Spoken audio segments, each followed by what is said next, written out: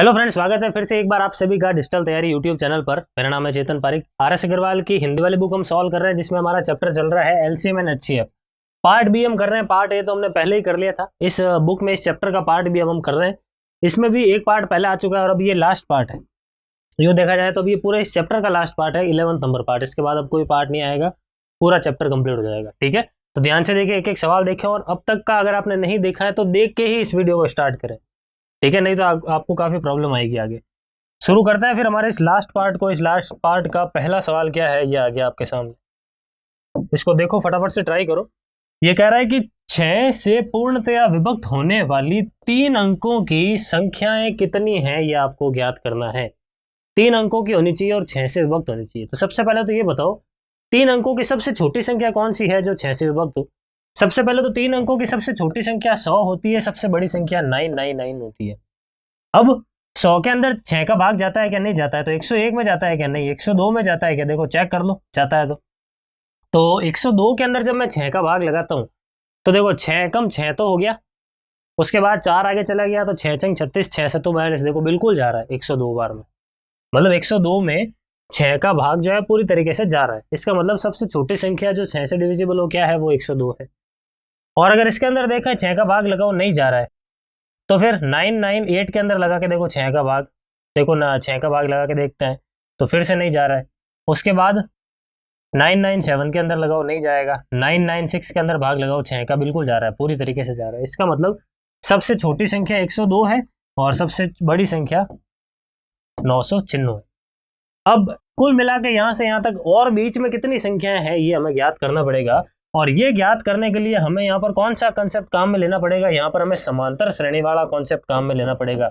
Arithmetic progression यानी AP वाला concept काम में लेना पड़ेगा। उसके अकॉर्डिंग अगर आप nवा पद निकालना चाहते हो तो उसका फॉर्मूला क्या होता है? a plus n minus 1 into D. क्या फॉर्मूला होता है nवा पद निकालने का? a plus n minus 1 into D. देखो ये उन्हीं को पता चलेगा जो लोग मैथ्स स्ट्रीम से बिलोंग करते हैं, या फिर जिन लोगों ने इस सीरीज को, इस चैप्टर को पहले कभी पढ़ रखा है सीरीज वाला। अगर नहीं पढ़ा है तो जरूर देखना आप जाके प्लेलिस्ट के अंदर, वहां पर मैंने इसको पढ़ा रखा है। नंबर सिस्टम जब थ्योरी कराई थी वहां पर मैंने इसको बताया था।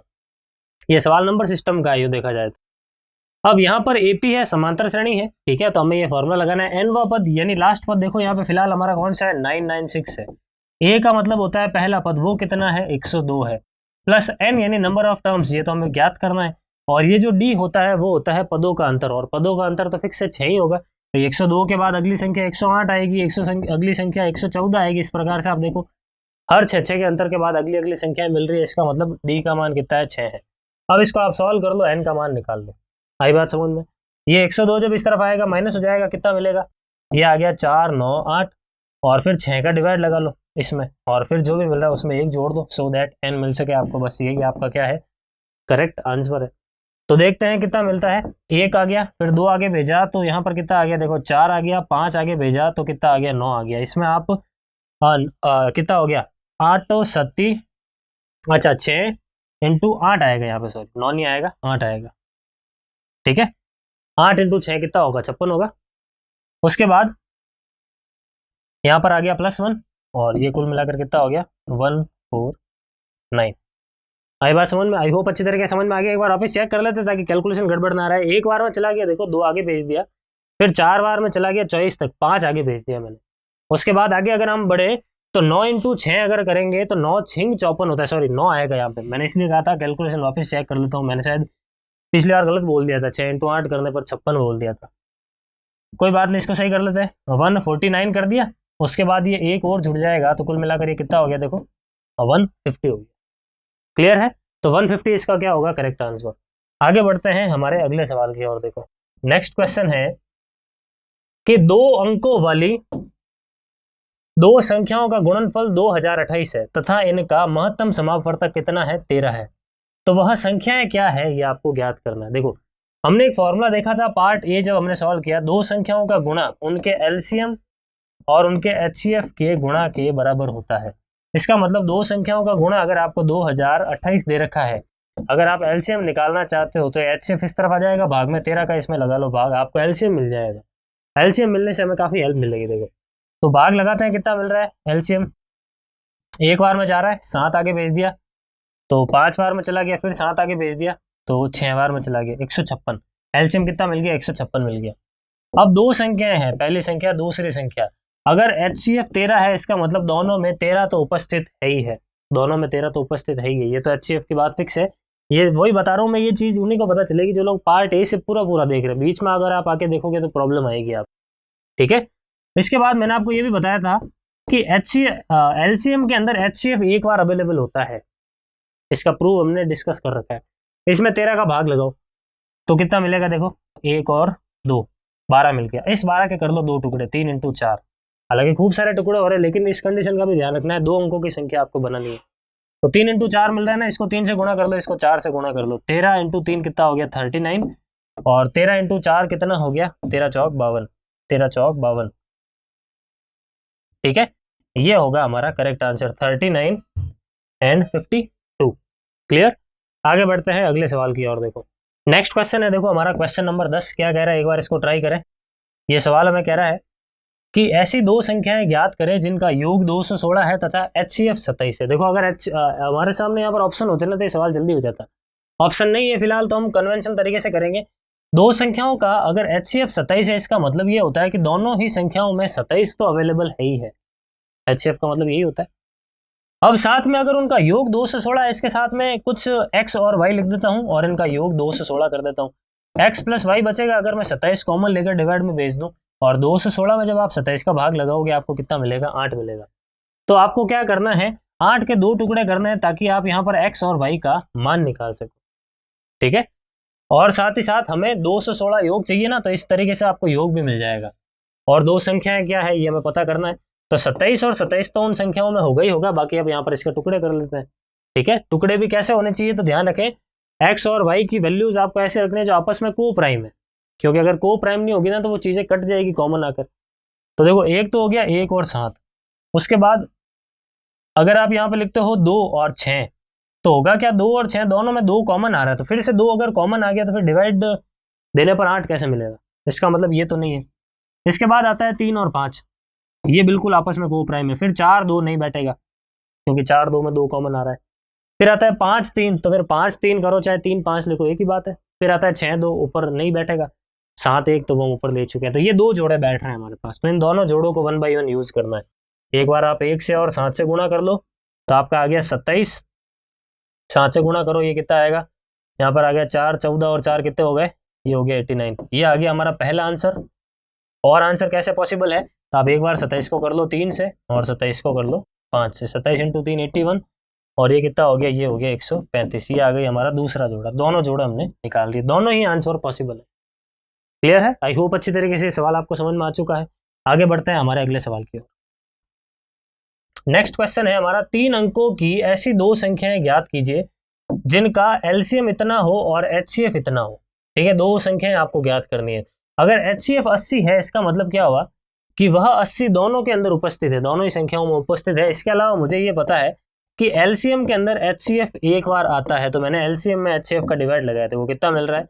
यहाँ पर हम देखें 8 7 56 और ये 2 72 मिल रहा है। इस 72 के 2 टुकड़े कर लो और यहाँ पर गुणा करा लो। ठीक है, तो मुझे पता है 9 8 कितना होता है? 72। तो यहाँ पे कर लो 9 से गुणा, यहाँ पे कर लो 8 से गुणा। कितना हो गया? ये 9 8 72 यानी 720 पहली संख्या। ये कितना हो गया? 640 दूसरी संख्या, यानी 720 640। ये हमारा करेक्ट आंसर होगा। 3 अंकों की होनी चाहिए, तो 3 3 अंकों की है। क्लियर? आगे बढ़ते हैं।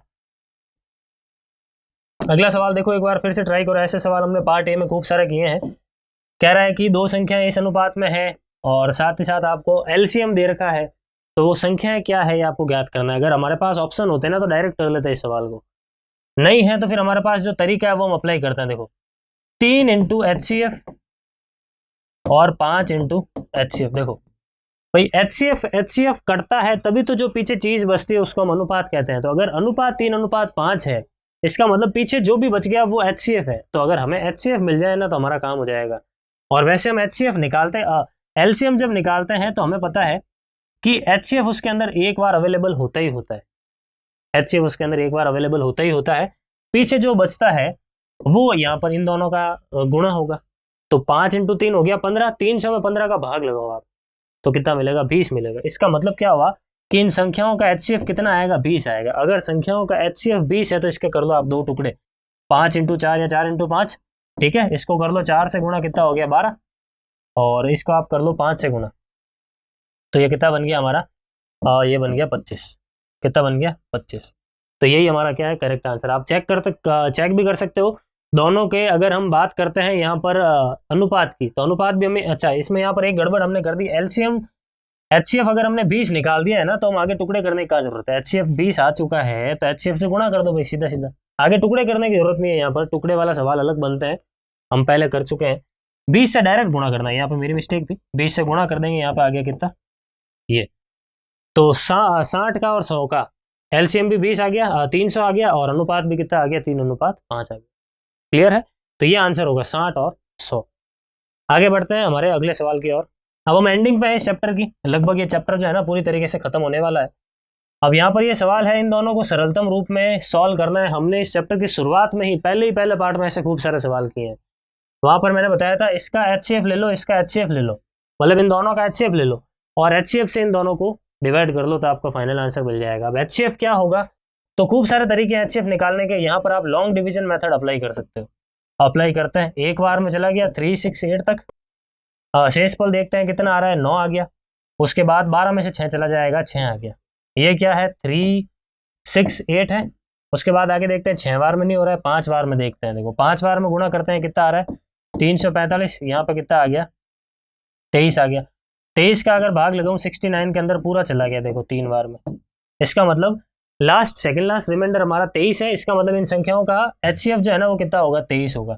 और एचसीएफ ही वह संख्या होती है जो कट जाती है और जो पीछे रह जाता है उसको अनुपात कहते हैं। तो वह काट लो, हमें पता है कि 23 कटने वाला है, तो इसको भी आप 23 से भाग लगा लो और इसको भी आप 23 से भाग लगा लो। आप हालांकि चाहो तो डायरेक्ट भी यूं काट सकते थे, यूं ही काटोगे तो भी 23 से ही कटेगा वो। अब भाग लगा देते हैं यहाँ पर।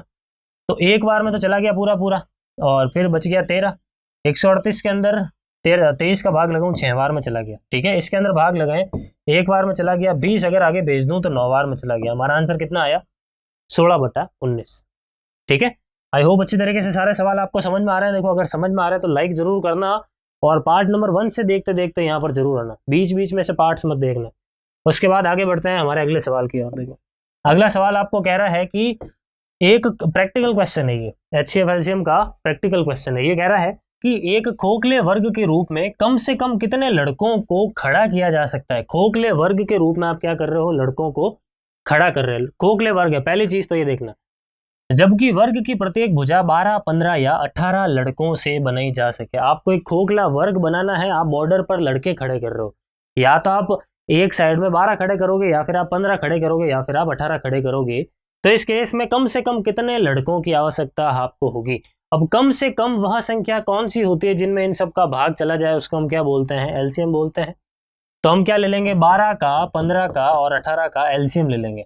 तो एलसीएम हमें यहाँ पर कितना मिलता है, देखें तो 3 से डिवाइड करूँ तो ये हो गया 4, 5 और ये हो गया 6। उसके बाद आगे बढ़ते हैं, 2 से करूँ तो ये हो गया 2, ये हो गया 3। उसके बाद में आगे करते हैं तो 2 × 5 × 3, 5 3 15, 15 दूना 30, 30 दूना 60, 60 3 90, 60 3 180। ठीक है। तो हमने एलसीएम तो निकाल दिया एक बार के लिए, कितना आया, एलसीएम आ गया हमारा 180। 180 मतलब एक साइड के ऊपर 180 लड़के होंगे। अगर एक साइड के ऊपर 180 लड़के हैं तो कुल मिलाकर वर्ग में भुजाएं कितनी होती है, 4 होती है। तो कुल मिलाकर हमें कितने लड़कों की आवश्यकता होगी, कुल मिलाकर हमें 720 लड़कों की आवश्यकता होगी। सही है, 18 चौक 72। तो ये है हमारा पहला आंसर, जब वर्ग कैसा हो, खोखला वर्ग। लेकिन अब अगला सवाल देखो, यहाँ पर अगला सवाल कह रहा है यदि वर्ग ठोस हो तो कम से कम कितने लड़कों की आवश्यकता होगी। अगर वर्ग ठोस है, इसका मतलब क्या हुआ कि बीच में भी लड़के खड़े हैं। पहले बीच में नहीं थे, केवल बॉर्डर पे थे, इस बार बीच में भी लड़के कुछ खड़े हैं। तो इस केस में क्या होगा, तो नंबर ऑफ बॉयज तो यही होंगे, बस आपको कंसिडर करना है अंदर वाले लड़कों को। और अगर वो वर्ग ठोस है, इसका मतलब जो भी लड़कों की संख्या होगी, जो भी हमारा आंसर होगा, वह एक पूर्ण वर्ग संख्या होगी, है या नहीं है। तो अगर हमारे पास ऑप्शन होते हैं ना, तो हम डायरेक्ट तो वही चेक करते पूर्ण वर्ग संख्या कौन सी है, सीधा हम आंसर बता देते हैं। ऑप्शन नहीं है तो फिर हमें पूरा करना पड़ रहा है। ठीक है। तो यहाँ पर हम देखते हैं सबसे पहले तो कि ये जो 720 है, क्या ये पूर्ण वर्ग संख्या है क्या, चेक करते हैं। तो 720 को देखो, मैं 2 का स्क्वायर इंटू 3 का स्क्वायर इंटू 4 का स्क्वायर इंटू 5 करूंगा ना, तो ये 720 बनता है। देखो ये हो गया 4, ये हो गया 9, ये हो गया 16 और ये हो गया 5। 16 पंजे 80, 80 इंटू 4 अगर हम करते हैं, 80 इंटू 4 कितना हो गया 320, और इंटू अगर हम 9 करते हैं, अच्छा कुछ बड़ा हो गया मेरे हिसाब से, यहाँ पर मैंने एक आधी चीज कोई बड़ी लिख दी है, 4 मैंने यहाँ पर एक्स्ट्रा लिखा है, 4 नहीं करना है, एक सेकंड, 4 को हटा लो, ठीक है, इस 4 को मैंने क्या कर लिया, हटा लिया, यहाँ पर एक्स्ट्रा में था एक 5, हाँ। अब देखो 9 चौक कितना हो गया 36, और 36 इंटू 5 अगर हम करते हैं तो कितना हो गया 180, कितना हो गया 180। अब यहाँ तक आने के बाद में हमें क्या करना है, हमें इन सबको चेक करना है कि पूर्ण वर्ग कहाँ पर बन रहा है, पूर्ण वर्ग, तो हमें इसका एक बार फैक्टर लेना पड़ेगा, शायद मैं फैक्टर लेने में गड़बड़ कर रहा हूँ, इस वजह से बार बार करना पड़ रहा है फैक्टर, एक बार हम एग्जैक्टली लेकर ही देख लेते हैं। भाई 720 के अंदर आप 2 का डिवाइड लगाओ, आपको कितना मिलेगा 360, फिर 2 का लगाओ, आपको कितना मिलेगा, देखो 2 का लगाने पर ये मिल गया 180, फिर 2 का लगाओ कितना मिल गया, देखो 90, फिर 2 का लगाओ कितना मिल गया 45, फिर लगाओ 3 का कितना मिल गया, 3 का लगाने पर यहाँ पे मिल गया आपको 15, फिर से 3 का लगाते हैं तो कितना मिल गया 5, फिर 5 का लगाते हैं तो कितना मिल गया, देखो हमने फैक्टर ले लिए, फैक्टर लेने पर पता चला ये दोनों से 2 आ जाएगा, इन दोनों से 1 2 आ जाएगा, इन दोनों 3 से 1 3 आ जाएगा, लेकिन 5 का जोड़ा बनाने वाला कोई नहीं है, यानी इस 720 के अंदर कहीं ना कहीं एक 5 की कमी है। मैं पहले गड़बड़ कर रहा था फैक्टर लेने में, फैक्टर आप इस तरीके से ले सकते हो, मैं जल्दबाजी में था इस वजह से, तो आई होप अब आपको ये क्लियर है। फैक्टर हमने ले लिए 1 बाई 1। अब 720 को हम किससे गुणा करें, तो आप कहोगे सर 5 से गुणा कर लो, अगर 5 की कमी पड़ रही है ना यहाँ पे, तो 5 से गुणा कर लो इसको, हमारा डायरेक्ट आंसर आ जाएगा। तो ये आ गया 0, 5 दूनी 10, यहाँ पर आ गया 1, 7 पंजे 35 और 1 कितना हो गया 36। तो हमारा फाइनल जो आंसर है, अगर खोखला वर्ग है तो फिर हमारा आंसर क्या होगा 3600। क्लियर है? तो आई होप अच्छी तरीके से सवाल समझ में आ गया। प्रैक्टिकल लाइफ पर बेस्ड क्वेश्चन है, आप चाहो तो इस सवाल को बिना एलसीएम एचसीएफ के कॉन्सेप्ट से भी कर सकते हो, थोड़ा सा अनुमान लगा के, और दूसरा तरीका अगर हमारे पास ऑप्शन होता तो और भी फास्ट और भी जल्दी हो जाता है। क्लियर है? आगे बढ़ते हैं हमारे अगले सवाल की ओर, नेक्स्ट क्वेश्चन की ओर। सेकंड लास्ट क्वेश्चन है इस पूरे चैप्टर का, तो ध्यान से देखें, इसको ट्राई करें, उसके बाद हम करेंगे लास्ट सवाल को। सवाल कह रहा है कि 3 खेतों के क्षेत्रफल क्रमशः 165 और 285, अच्छा बीच में एक डेटा मिसिंग है, यहाँ पर इसने 3 खेत लिखा है, यहाँ पर 2 ही है, मैं 195 लिख रहा हूँ, ठीक है। मान लिया दूसरा जो खेत है ना वो 195 वर्ग सेंटीमीटर का है, सिर्फ एक जस्ट एक आइडिया ले रहा हूँ। बाकी इनमें बराबर बराबर नाप की फूलों की आयताकार क्यारियां बनानी है। यदि प्रत्येक क्यारी की चौड़ाई 3 मीटर है तो फिर प्रत्येक क्यारी की लंबाई कितनी होगी, ये आपको ज्ञात करना है। देखो सबसे पहले तो 3 जो खेत है उनके क्षेत्रफल मैं आपको यहाँ पे लिख के बता रहा हूँ, ये रहे। अगर सब में वो क्यारियां बनानी है, इसका मतलब वह जो क्यारी है उसका क्षेत्रफल इन सारे क्षेत्रफल को पूरी तरीके से डिवाइड करेगा, और वह अधिक से अधिक क्षेत्रफल उसको हम क्या कहेंगे, उसको हम कहते हैं एचसीएफ। तो हम यहाँ पर एचसीएफ निकाल देते हैं, तो जो एचसीएफ होगा वही उस क्यारी का क्षेत्रफल होगा। तो एचसीएफ निकालते हैं, देखो यहाँ पर कितना मिल रहा है, 15 से काट देते हैं, बिल्कुल कट रहा है पूरा पूरा, ठीक है। कितनी बार में कट रहा है, 11 बार में, 15 से इसको काटे 13 बार में कट रहा है, 15 से इसको काटे तो ये कट रहा है हमारा 19 बार में। इसके बाद और तो कुछ कट नहीं रहा, इसका मतलब हमारा जो क्यारी है, क्यारी उसका क्षेत्रफल कितना होगा 15 वर्ग मीटर। अब क्यारी आयताकार है, उसमें से आपको चौड़ाई दे रखी है 3, तो फिर लंबाई कितनी होगी, क्षेत्रफल में चौड़ाई का भाग लगा लो, 15/3 कर लो, कितना आ गया 5। तो क्यारी की जो लंबाई है वो कितनी होगी 5 मीटर होगी। आई बात समझ में? ये था हमारा सेकंड लास्ट सवाल। आई होप अच्छी तरीके से आपको समझ में आ चुका है। पार्ट 1 से देखते देखते आना, बार बार मैं आपको यही चीज कह रहा हूँ। आगे बढ़ते हैं और हमारे लास्ट सवाल को करते हैं। ये लास्ट सवाल आ गया, ये सवाल नंबर सिस्टम का सवाल है, इस चैप्टर में इसने डाल दिया है, ठीक है। तो इसको मैं आपके डायरेक्ट शॉर्ट ट्रिक बता रहा हूँ, फिलहाल तो यहाँ पे डायरेक्ट शॉर्ट ट्रिक बता रहा हूँ। वो ट्रिक खुद आई कैसे, वो सारी चीज हम, ये सवाल जब एल्जेब्रा के अंदर आएगा वहां पर भी करेंगे, और ये सवाल नंबर सिस्टम के अंदर भी हमें देखने को मिलेंगे, तो हम वहां पर भी करेंगे। क्लियर है? तो ये क्या सवाल है, इसको देखो, डायरेक्ट ट्रिक बता रहा हूँ। आप इसके 2 टुकड़े करो, 1 × 4, इसके 2 टुकड़े करो, 4 × 2, देखो 4 नम कितना होता है 36 होता है, इसके 2 टुकड़े करो, देखो 9 × कितना हो गया 13, 13 नम 144 होता है, ठीक है सही, सॉरी 9 × 16, 9 × 16 कितना होता है 144 होता है। इस प्रकार से आपको टुकड़े करना है, और टुकड़े इस प्रकार से कि इनका अंतर ऊपर होना चाहिए, देखो 3, इनका अंतर देखो 5 ऊपर पड़ा है, इनका अंतर देखो 7 ऊपर पड़ा है। इसी प्रकार से इसके टुकड़े करो 81 × 100, देखो अंतर कितना है 19 ऊपर पड़ा है। ऐसा जब टुकड़े हो जाए तो फिर हमारा आंसर क्या होता है, 1/, सबसे पहली संख्या -1/, सबसे लास्ट संख्या, ये हमारा क्या होगा, करेक्ट आंसर होगा। सीरीज का क्वेश्चन मैं आपको फिर से बता दूं, ऐसे सवाल अगर आपको सीखना है तो इस एक सवाल से कुछ नहीं होगा, इसलिए मैं आपको डायरेक्ट ट्रिक ही बता रहा हूँ, केवल एक सवाल है। इसलिए जब हम एल्जेब्रा करेंगे, जब हम नंबर सिस्टम के सवाल करेंगे, तो वहां पर लाइन सर 5-6 सवाल एक साथ हमें देखने को मिलेंगे, तो वहां पर मैं डिटेल में डिस्कस करके बताऊंगा। फिलहाल हमारा जितना काम है हमने यहाँ पर कर दिया। इन दोनों को सॉल्व करेंगे तो ये कितना आ गया, 99/100 आ गया। एलसीएम लेकर सॉल्व किया है और कुछ नहीं। तो 99/100 क्या हो गया हमारा करेक्ट आंसर। क्लियर है? तो आई होप गाइस जो जो सवाल मैंने आपको करवाए हैं, एक एक सवाल मैंने आपको करवा दिया है, आपको अच्छी तरीके से समझ में आ गया। समझ में आया तो शेयर करना अपने मैक्सिमम दोस्तों के साथ जो जो तैयारी कर रहे हैं कॉम्पिटिटिव एग्जाम्स की, और वीडियो को लाइक भी करना, कमेंट में भी लिख के बताना कि कैसा आपको लग रहा है। अब जल्दी हम नया चैप्टर शुरू करेंगे, नए चैप्टर में मिलेंगे। Thank you. Please like, share, subscribe digital तैयारी।